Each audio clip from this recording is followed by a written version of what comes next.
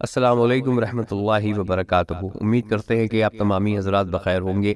اللہ اور اس کے پیارے حبیب نبی کریم صلی اللہ تعالیٰ علیہ وسلم کے صدقے تو فیض بنا وقت کو ضائع کرے ڈائریکٹ موضوع کی طرف آتے ہیں۔ یہ ویڈیو آپ سے گزارش ہے، اسے ڈاؤن لوڈ کر کے اپنے پاس ضرور رکھیے گا۔ اب یہ مت کہیے گا کہ اس کو ڈاؤن لوڈ کیسے کریں، کیونکہ یہ تو بچہ جانتا ہے کہ یوٹیوب سے ویڈیو ڈاؤن لوڈ کیسے کرے جا سکتے ہیں۔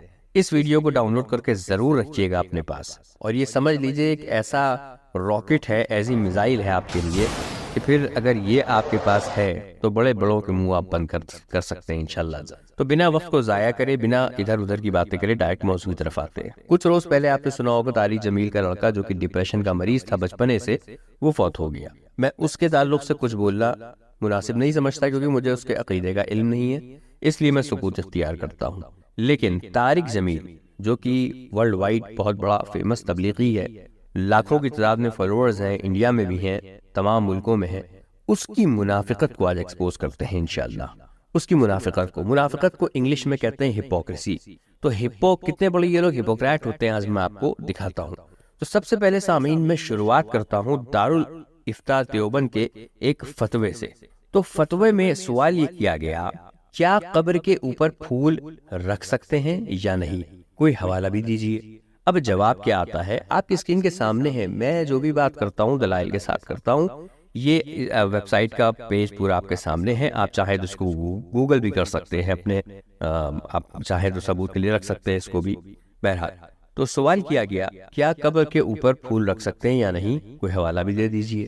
اب جواب آتا ہے، بسم اللہ الرحمن الرحیم، قبر پر پھول رکھنا، اگربتی جلانا بے سود ہے، اس کی خوشبو میت کو نہیں پہنچتی، اصل تو اس کے نیک اعمال ہیں جس سے اس کی قبر میں خوشبو اور امن و سکون حاصل ہوگا۔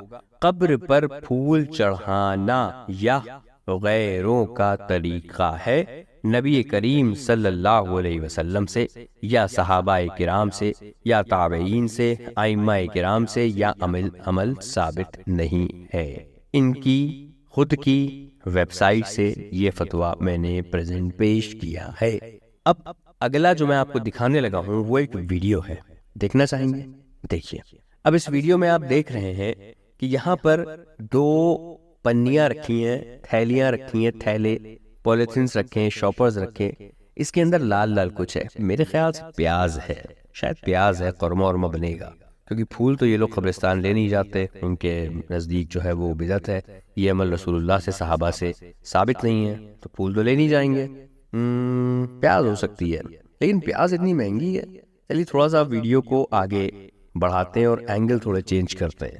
ارے یہ پھول تو سب قبر کے اوپر پڑے ہوئے ہیں، تعجب ہے۔ اور ابھی تو کہا جا رہا تھا کہ یہ پھول قبر پر ڈالنا یہ تو غیروں کا طریقہ ہے، یعنی کہ یہ تو ظاہر سی بات ہے شرک و بدعت ہو گیا اور یہ تو کفر ہو گیا۔ بریلوی اگر کوئی جا کے قبر پر ڈالتا ہے تو کہا جاتا ہے کہ یہ تو شرک ہے، بدعت ہے، تو بھیا اس سے یہ بھی بچے نہیں، زد میں آ گئے، طارق جمیل بابو آ گئے۔ اب اگر کوئی کہے کہ نہیں کسی نے ڈال دیا تھا، طارق جمیل اتنے بڑے نیتا ہیں اپنے سموں کے، روکا کیوں نہیں؟ برے کام کو تو روکنا چاہیے تھا، روکا کیوں نہیں؟ یعنی کہ مرضی خود کی بھی تھی پھول ڈالنے کی، تو پھول ڈال گئے۔ چلیے طارق مسعود کیا کہتا ہے اس کے بارے میں، طارق مسعود سے پوچھیں۔ طارق مسعود تم کچھ بتاؤ اس کے بارے میں، کیا کہنا پسند کرو گے؟ قبر پر پھول ڈالنا، تو اپنے پیاروں کی قبروں پر پھول ڈالتے تھے۔ کبھی کسی سے اس بارے میں پوچھا نہیں کہ ایسا کیوں کرتے ہیں؟ کیا اس عمل سے مرنے والوں کو کوئی فائدہ ہوتا ہے یا یہ صرف کلچر ہے اور ناجائز کلچر ہے، حرام کلچر ہے؟ نہ قبروں پر اگربتی جلانا جائز ہے، نہ قبروں پہ پھول ڈالنا جائز ہے، اس کو چھوڑ دینا چاہیے۔ سامعین سنا آپ نے طارق مسعود کیا کہہ رہا تھا؟ سنا نا؟ چلیے سامعین، اسی کو کہتے ہیں ہپوکریسی، منافقت، دل میں کچھ، زباں پہ کچھ، دماغ میں کچھ، کہنا کچھ، کرنا کچھ۔ چلیے اب دوسرا ایک فتویٰ دارالافتاء دیوبند کی ویب سائٹ سے پیش نظر ہے، پیش خدمت ہے آپ کے لیے، آپ کی اسکرین پہ ٹھیک سامنے۔ سوال ہے، if someone goes to Khatm al-Quran, completing the Quran, and afterwards partake of eat and drink that was provided by those in charge, it is permissible the drinks and eat. Does this mas'ala fall under the ayats of the Quran, and do not sell the ayats of the Quran for a small price? Please keep in mind that one in charge is not cooking with the intention of payment for tilawat. سوال بہت طویل ہے، لمبا ہے، اور جواب اس سوال کے برعکس ہے، الٹا ہے. تو ہم پہلے تو آپ کو سوال سمجھا دیتے ہیں. پوچھا گیا کہ اگر کوئی ختم قرآن پہ جاتا ہے اور کچھ دیر کے بعد وہاں پر کچھ کھانے پینے کا جو سسٹم آرگنائز کیا جاتا ہے، جو انچارج ہوتے ہیں وہاں کے، وہ لوگ کچھ کھلاتے پلاتے ہیں، تو کیا وہاں کھانا پینا جائز ہے کہ ناجائز ہے؟ اور کیا یہ مسئلہ جو ہے اس طرف تو نہیں جاتا کہ قرآن کی آیتوں کو نہ بیچو کم قیمت کے لیے؟ یہ سوال کیا گیا. اب جبکہ انٹینشن یہ ہے، نیت یہ ہے کہ جو پکا رہا ہے اس کی نیت یہ نہیں، اس کی نیت علیحدہ ہے. یہ سوال تھا. اب جواب کیا آتا ہے، جواب سنیے گا. بسم اللہ الرحمن الرحیم. By ختم قرآن, if you mean to the prevalent collective قرآن خوانی, then this system is makruh and disliked as it involves evil. انہوں نے ختم قرآن کے تعلق سے فرمایا کہ اگر آپ یہاں ختم قرآن سے مراد یہ لے رہے ہیں کہ کلیکٹیو قرآن خوانی ہے، کئی لوگ ہیں اور وہ قرآن خوانی کر رہے ہیں، تو یہ مکروہ ہے، ناپسندیدہ عمل ہے، اور اس کے اندر شیطانیت شامل ہوتی ہے. معاذ اللہ رب العالمین، شیطانیت شامل ہوتی ہے. اب اس کے بارے میں طارق جمیل کیا کہتا ہے، کیا کرتا ہے، چلیے اسی سے پوچھتے ہیں. بھی جب بیٹا فوت ہوا تھا تو لوگوں کو کیسے مسجد میں بلا رہا ہے قرآن خوانی کے لیے، چلیے دیکھیے. جمعرات کے دن 10 بجے ہم نے اپنے بچے کی قرآن خوانی، جس کو ختم شریف ہماری یہاں کے اس میں ماحول میں بولا جاتا ہے، تو جمعرات کو انشاءاللہ اس مسجد میں ہم اپنے بچے کے لیے قرآن خوانی اور دعا کا اہتمام کریں گے. دیکھا سامعین آپ نے.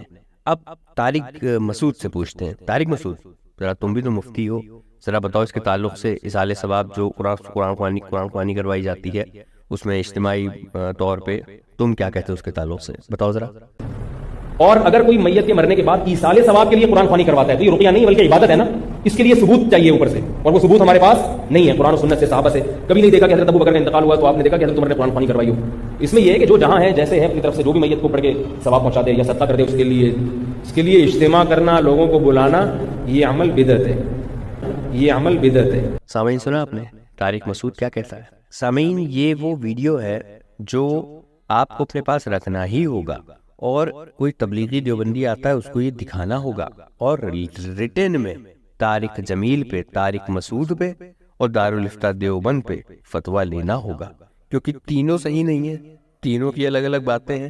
کوئی ایک ہی صحیح ہوگا یا کوئی دو صحیح ہوں گے، سب تو صحیح نہیں ہو سکتے، کیونکہ کچھ لوگوں کی کہنا کچھ اور ہے، کچھ لوگوں کا کرنا کچھ اور ہے.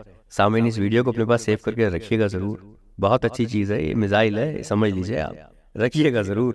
چلیے یہ تو ہو گیا مسئلہ. اب پکی خبریں بھی بنائی جا رہی ہیں، دیکھیے خود دیکھ لیجئے. قبر پکی کرنا جائز نہیں ہے. رسول اللہ صلی اللہ علیہ وسلم کی صحیح حدیث، آپ نے قبر کو پکا کرنے سے منع کیا، قبر کچی ہی رہنے دیں. سامعین آپ نے دیکھا پکی خبر بھی بن رہی ہے. سامعین اب یہ سب تو کلیئر ہو گیا، پھول بھی پڑ گئے، اجتماعی قرآن خوانی بھی ہو گئی، پکی خبر بھی بن گئی، ہو گیا نا. یعنی کہ سنیوں والا عقیدہ دیوبندیوں نے اپنا لیا، ہو گیا نا، گھر واپسی ہو رہی ہے. اب سامعین نیکسٹ آپ کو دکھاتے ہیں. سامعین یہ دیکھیے، یہ مشاعرہ ہو رہا ہے ایک عورت کا، اور دیوبندی یہاں پر سب موجود. سوچئے ان سے اپنے بچوں کو آپ تربیت دلوا رہے ہیں، کہاں لے جائیں گے، کیا سکھائیں گے، منافق بنائیں گے؟ مرضی آپ کی، بتانا میرا. دعاؤں میں یاد رکھیں. السلام علیکم ورحمۃ اللہ وبرکاتہ.